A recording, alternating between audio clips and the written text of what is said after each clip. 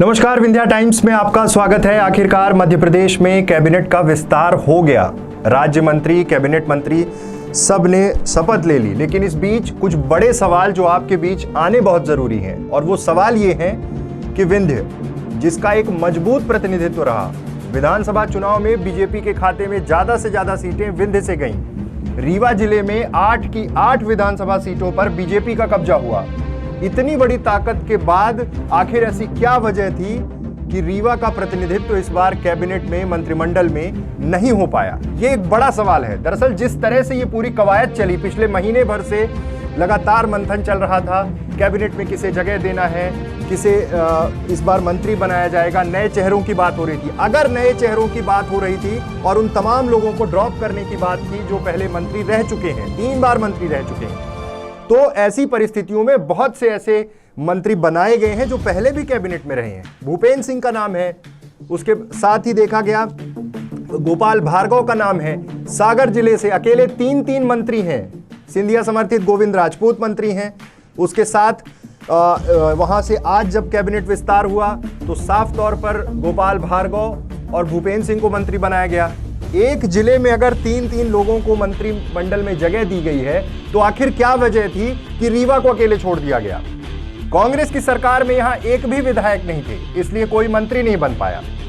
अब जब बहुत जरूरत है, क्योंकि रीवा जिस रफ्तार से आगे बढ़ रहा है, विकास की ओर आगे बढ़ रहा है, ऐसे में बहुत जरूरी हो जाता है कि जब 8 के 8 विधायक एक जगह से, एक जिले से आपको दिए गए, तो आपने वहां से एक भी मंत्री बनाना क्यों मुनासिब नहीं समझा?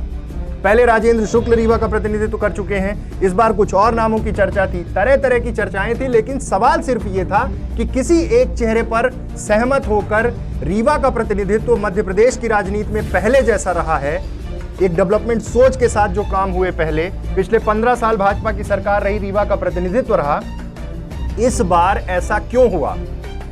बिसाहूलाल सिंह कांग्रेस पार्टी छोड़कर भाजपा में आए, उन्हें मंत्री बनाया गया।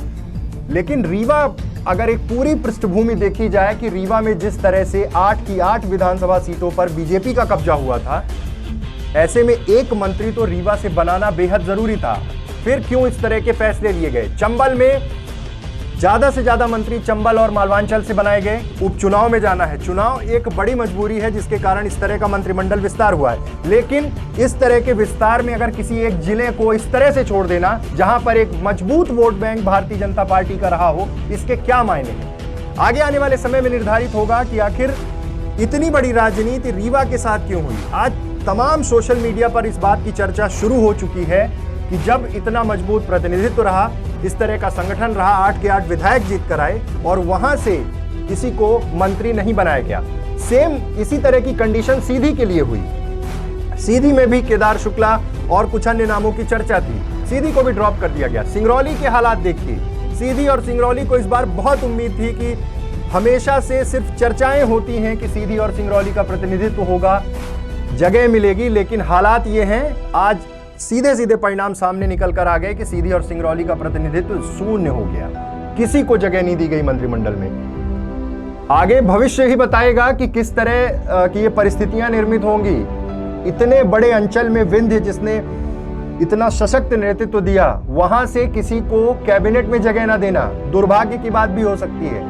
क्या रणनीतियां रही? महाकौशल से भी ये आवाजें निकलकर सामने आ रही हैं कि विंध्य और महाकौशल प्रांत, इस पूरे रीजन को जिस तरह से छोड़ा गया है कैबिनेट विस्तार में, तमाम उन नए चेहरे जो कांग्रेस से छोड़कर बगावत कर पार्टी में, बीजेपी में शामिल हुए थे, उन्हें मंत्रिमंडल में जगह दी गई है। आगे आने वाले समय में भविष्य बताएगा कि क्या परिस्थितियां विंध्य और महाकौशल में बनेंगी। लेकिन क्या ये भारतीय जनता पार्टी की ओर से कोई बड़ी गलती है कि इतने बड़े अंचल को, जिसने एक सशक्त प्रतिनिधित्व दिया, जिसने कांग्रेस को धीरे धीरे कर कांग्रेस का सुपड़ा साफ हुआ विधानसभा चुनाव में, महज चंद सीटों में सिमट गई थी कांग्रेस, ऐसे अंचल को बड़ी उम्मीद होती है कि कैबिनेट विस्तार में तमाम महत्वपूर्ण जिम्मेदारियां मिलें, क्योंकि कहीं ना कहीं संगठन और सरकार का जो तालमेल होता है वो इसी आधार पर होता है कि अगर संगठन ने जी तोड़ मेहनत की सरकार बनाने में, विधायकों को जिताने में, तो आखिर परिणाम स्वरूप उन्हें क्या मिला?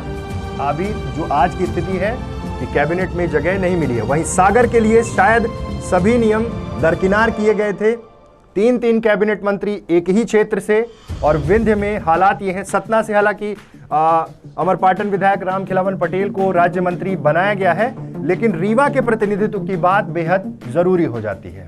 बहुत बहुत धन्यवाद।